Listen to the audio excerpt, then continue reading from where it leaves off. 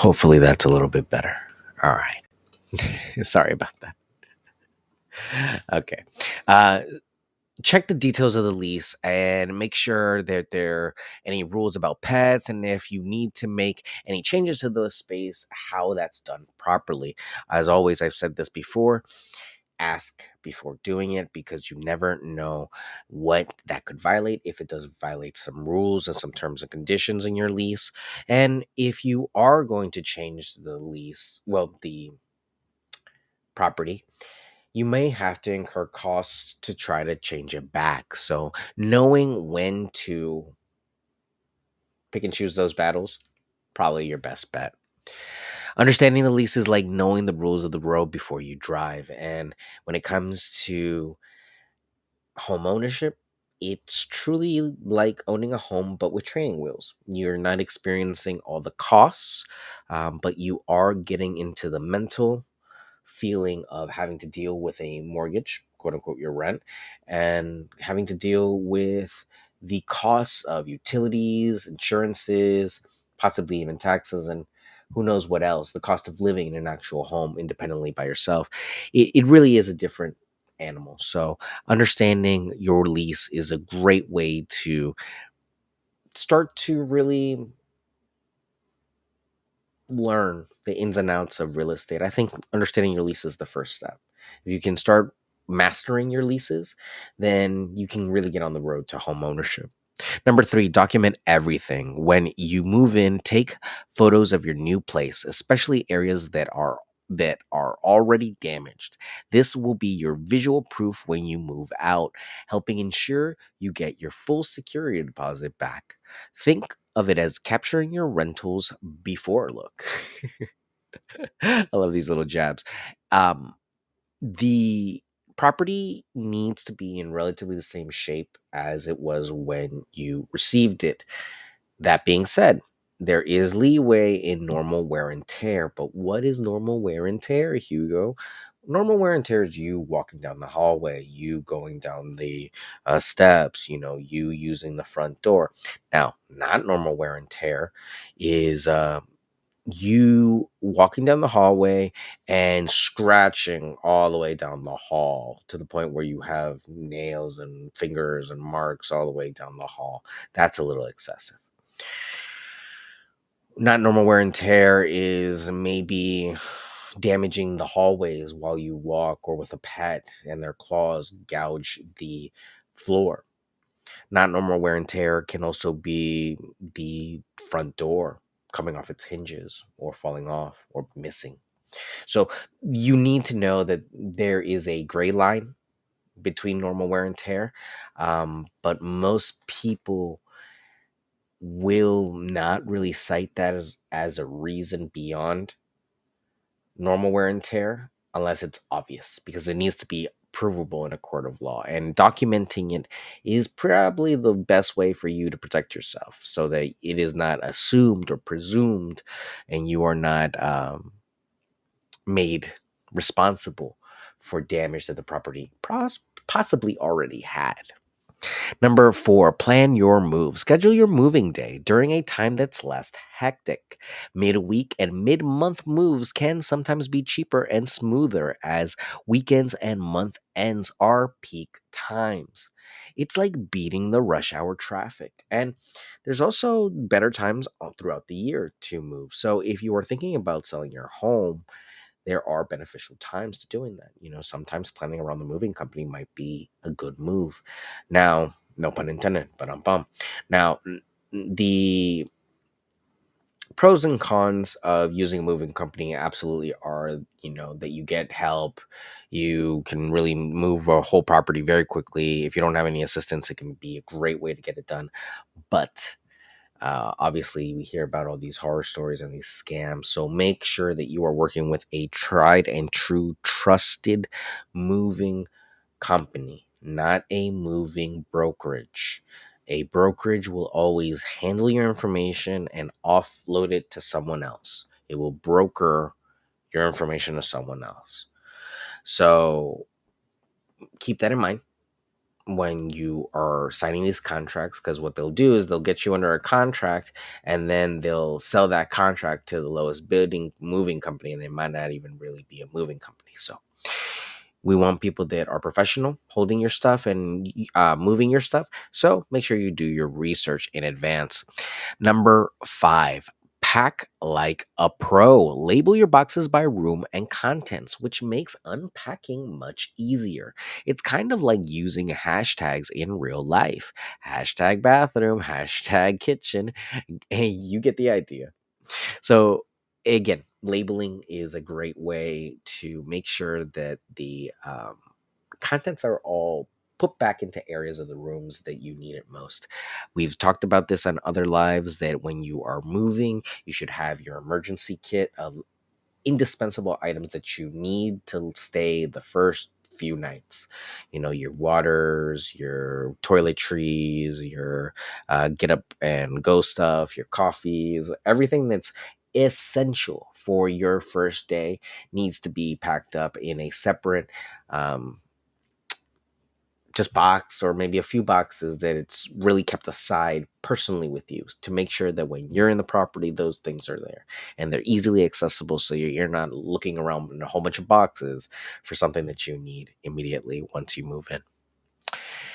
And it's truly a special time. I know it's super exciting. Brand new house, it's going to be great. Number six, set up your utilities. Make sure to set up your utilities before moving day. Having electricity, water, and Wi Fi set up when you arrive will make your life so much easier. No matter what's to unpack, nobody wants to unpack in the dark. And that's a very true fact. Now, there are tons of services that will do this each individually. I myself have a service that will do this all for you. So we just need to contact them and they simplify the process. And that's really what it's about, making it as easy as possible to transfer everything in your name as fast as possible. Number seven, meet your neighbors. Don't be shy. Introduce yourself to the neighbors. They might be your greatest resource for local insights, like the best pizza shop or a coffee spot.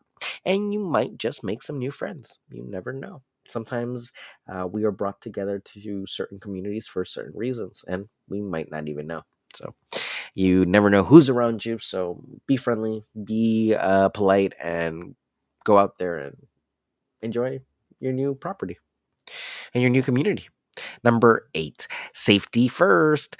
Check that all smoke detectors are working. Know where the emergency exits are and change the locks if your landlord allows it. Safety isn't just a tip, it's a must. And more than ever, we are seeing property owners employ ring cameras and nest cameras to try to keep vigilance on their properties.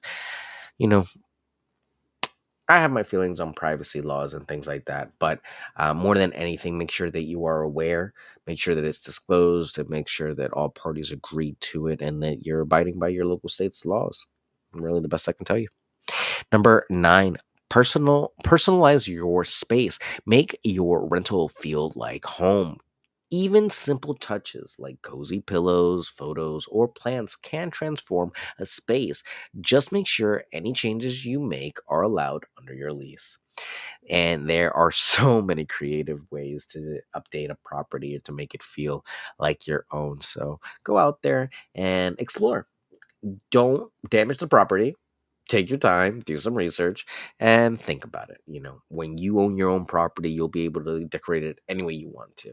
But by that time, I bet you'll have a very different aesthetic than you do when you're leasing. So who knows? We'll see. Number 10, housewarming party. Once you're settled in, consider throwing a small housewarming party. It's a fun way to celebrate your new beginning and show off your new place. Plus, it's a great excuse for more pizza. As you can tell, I'm a big pizza fan. At any rate, it is a great way to invite people to your property to enjoy the new space, let them know the new address, get everyone acquainted, you know, and even maybe possibly some gifts. We just don't know nowadays with our friends, you know, if they're going to bring gifts or not. So At any rate, the important thing is having them there and having them share in the experience of home ownership. It's not the whole housewarming thing. It's about them just being part of the move and the experience. So try it out. You never know. It could be fun.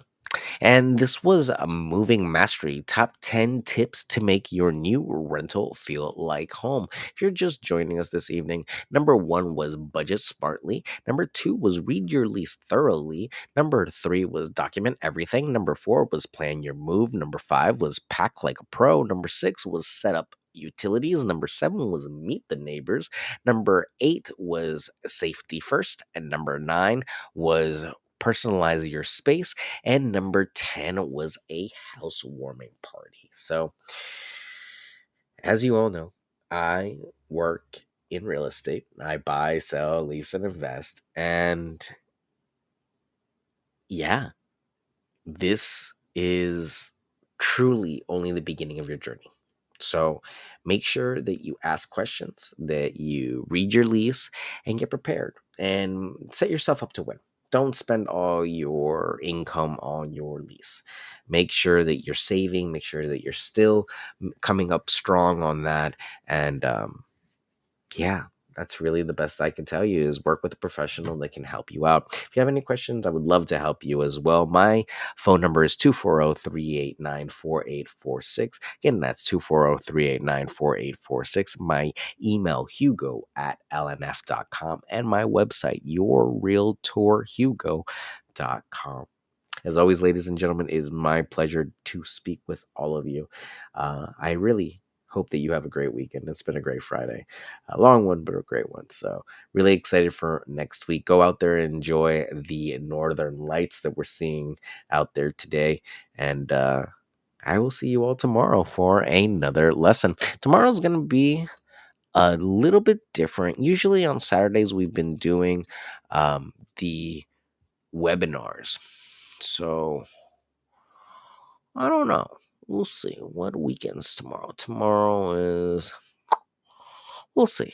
The topic for tomorrow was the first time home buying journey.